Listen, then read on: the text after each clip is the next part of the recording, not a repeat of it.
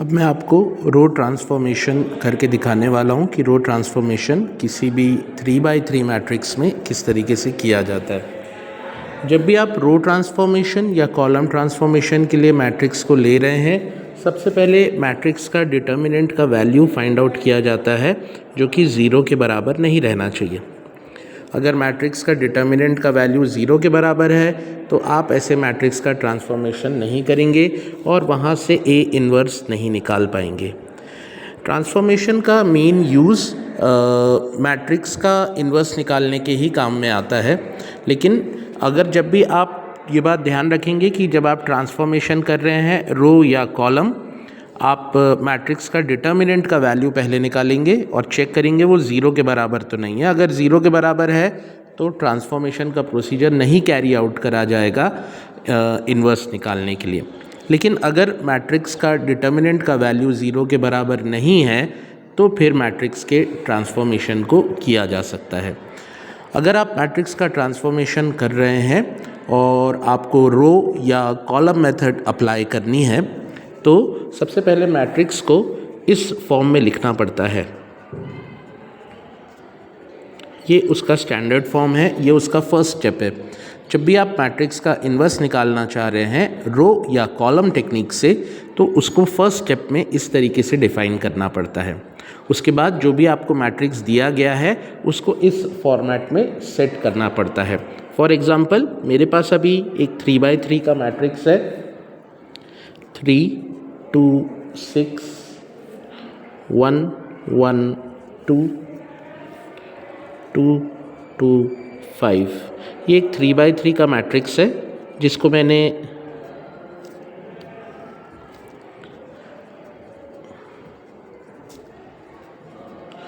ये जो आई है, आई का मतलब आइडेंटिटी मैट्रिक्स है, मैंने इसको आइडेंटिटी मैट्रिक्स के फॉर्म में लिखा है। अब आप देखिए मैंने A inverse I A inverse आई को यहाँ पे फॉर्मुलेट करके रखा हुआ है। अब मुझे मैट्रिक्स का इन्वर्स निकालना पड़ेगा। उसके लिए मैं अभी रो ट्रांसफॉर्मेशन की कोशिश कर रहा हूँ। रो ट्रांसफॉर्मेशन जब भी करते हैं, जब भी आप रो ट्रांसफॉर्मेशन करना चाहते हो तो आपको सिस्टेमैटिकली कॉलम को रिड्यूस करना पड़ता है। मतलब आपको कॉलम में, जैसे ये फर्स्ट कॉलम है, फर्स्ट कॉलम को आपको 1 0 0 बनाना पड़ता है। फिर आपको नेक्स्ट कॉलम को 0 1 0 बनाना पड़ता है और आपका जो थर्ड कॉलम है उसको 0 0 1 बनाना पड़ता है। रो ट्रांसफॉर्मेशन में हमेशा रो पे कमांड लगते हैं, लेकिन रो के कमांड इस तरीके से लगाने पड़ते हैं कि कॉलम्स चेंज हों। रो ट्रांसफॉर्मेशन में रो के कमांड लगते हैं, लेकिन रो के कमांड इस तरीके से लगाने पड़ते हैं कि कॉलम्स चेंज हों। जबकि कॉलम ट्रांसफॉर्मेशन में अगर आप कॉलम ट्रांसफॉर्मेशन कर रहे हैं, अगर आप कॉलम ट्रांसफॉर्मेशन कर रहे हैं तो कॉलम के कमांड इस तरीके से लगाने पड़ते हैं कि रो चेंज हो। अगर आप कॉलम ट्रांसफॉर्मेशन कर रहे हैं तो कॉलम के कमांड इस तरीके से लगाने पड़ते हैं कि रोज चेंज हो। तो ये बात आपको ध्यान रखनी पड़ती है कि रो ट्रांसफॉर्मेशन में कॉलम चेंज करना पड़ता है और कॉलम ट्रांसफॉर्मेशन में रो चेंज करनी पड़ती है, जैसे कि आप देख रहे हैं यहाँ पे। ठीक है, अभी इस क्वेश्चन में, इस पर्टिकुलर क्वेश्चन में ये जो दिया है इसमें मैं रो ट्रांसफॉर्मेशन लगाने वाला हूँ। तो रो ट्रांसफॉर्मेशन के लिए मेरे लिए सबसे पहली बात तो यही है कि मुझे इस वाले एलिमेंट को 1 बनाना है। मेरा जो फर्स्ट एलिमेंट है 3, यहाँ पे मुझे इसको 1 बनाना है और इसको 1 बनाने के लिए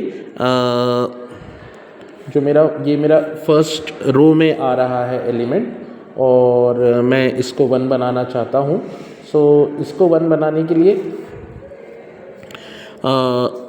मैं रो 1 के एलिमेंट को 1 बनाना चाहता हूँ। तो रो 1 पे मैं कमांड लगाऊंगा इस तरीके से कि रो 1 टेंड्स टू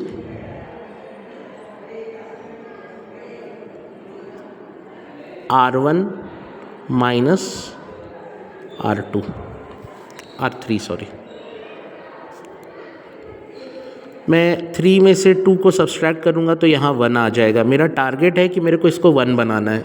ये ऑलरेडी 3 है, 3 को 1 बनाना है। तो मैंने ये कमांड लगाया, रो 1 को एक्चुअली मुझे रो 1 के एलिमेंट को चेंज करना था, तो रो 1 पे कमांड लगा, रो 1 tends to R1 minus R3। तो जैसे ही मैं R1 से R3 सब्सट्रैक्ट करूँगा, मेरा जो ट्रांसफॉर्मेशन है वो हो जाएगा और मेरा मैट्रिक्स इस तरीके से दिखने लगेगा। R1 minus R3 that means 3 minus 2 1, 2 minus 2 0, 6 minus 5 1। बाकी रोज़ वैसी की वैसी ही रहेंगी।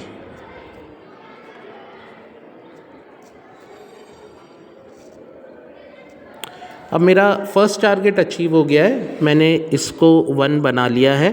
अब मुझे इसको 0 बनाना है। तो अब इसको 0 बनाने के लिए ध्यान से देखिए कि जो एलिमेंट है जिसको 0 बनाना है वो सेकेंड रो में आ रहा है, क्योंकि रो ट्रांसफॉर्मेशन है तो रो के ही कमांड्स लगने चाहिए। तो वो सेकेंड रो में आ रहा है, तो सेकेंड रो के मुझे 0 बनाना है। तो इसमें अगर सेकेंड रो को 0 बनाना है तो मैं ऐसा एक कमांड लगा सकता हूँ, R2 tends to R2 minus R1,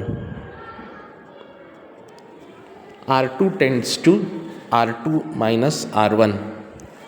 R2 पे मैंने कमांड लगाया R2 माइनस R1। ऐसा करने से मेरा जो मैट्रिक्स है वो कुछ इस तरीके से दिखने लगा। R2 माइनस R1 अगर मैंने कंसीडर करा तो फर्स्ट वाली रो तो एज इट इज़ रहेगी 1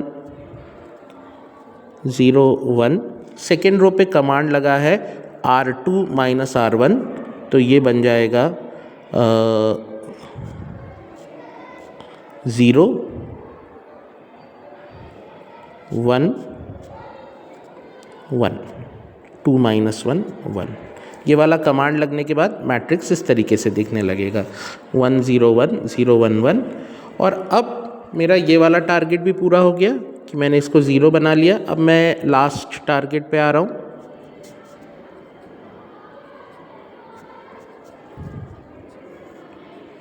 कि मुझे इसको 0 बनाना है। मैं देख रहा था यहाँ पे मुझे इसको 0 बनाना है। तो इसको 0 बनाने के लिए और क्योंकि ये जो एलिमेंट है ये थर्ड रो में आ रहा है, तो मुझे रो 3 पे कमांड लगाना पड़ेगा। तो इसको 0 बनाने के लिए मेरे पास कमांड तैयार हो रहा है,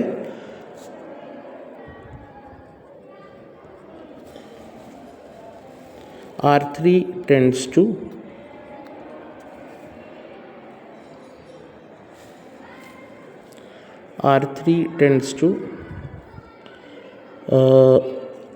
R3 माइनस 2 R1। मैंने ये कमांड लगाया R3 tends to R3 minus 2 R1। तो मेरे ये कमांड लगाने से अब मेरा मैट्रिक्स इस तरीके से दिखने लगेगा।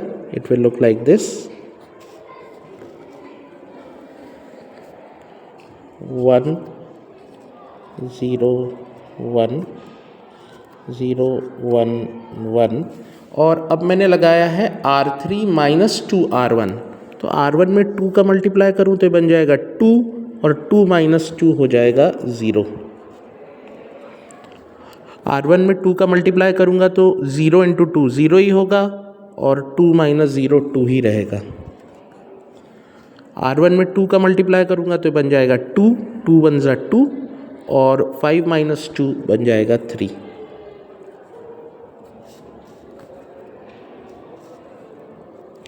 तो आप देख सकते हैं मैंने पहला रो का इंस्ट्रक्शन सेट लगाकर पहले कॉलम को अचीव कर लिया, उसको 1 0 0 बना लिया। अब ऐसा ही काम आपको दूसरे कॉलम्स के लिए भी करना है। इस वाले कॉलम के लिए भी, मतलब अब 0 और 1 तो यहाँ ऑलरेडी है ही बना हुआ, आपको ये जो लास्ट एलिमेंट है इसको 0 बनाना पड़ेगा। तो आपको ये वाला काम करना पड़ेगा। ऐसा आपको तीनों कॉलम्स के लिए करना पड़ेगा। एक के लिए मैंने करके रखा है, आपको यही रिपीटिशन बाकी के तीनों कॉलम्स के लिए करना है और सेट ऑफ कमांड्स यहाँ रेडी करने हैं। जैसे ही आपके सारे सेट ऑफ कमांड्स रेडी हो जाते हैं, जैसे ही आपके सारे सेट ऑफ कमांड्स रेडी हो जाते हैं ऐसे कर करके, तो आपको वो सारे सेट ऑफ कमांड्स उसके बाद में ये वाले मैट्रिक्स के ऊपर अप्लाई, ये सारे सेट ऑफ कमांड्स, ये तो मैंने सिर्फ एक कॉलम के लिए करके दिखाया है, तीनों कॉलम्स के लिए एक बड़ा सा सेट तैयार होगा कमांड्स का, रो के कमांड्स का, जो कि आप 1 बाय 1 फिर ये वाले मैट्रिक्स पे अप्लाई करेंगे और इसको ट्रांसफॉर्म करेंगे, इसको चेंज करेंगे। चेंज करते करते ये जो फाइनल स्टेप में पहुँचेगा वही आपका फाइनल आंसर होगा।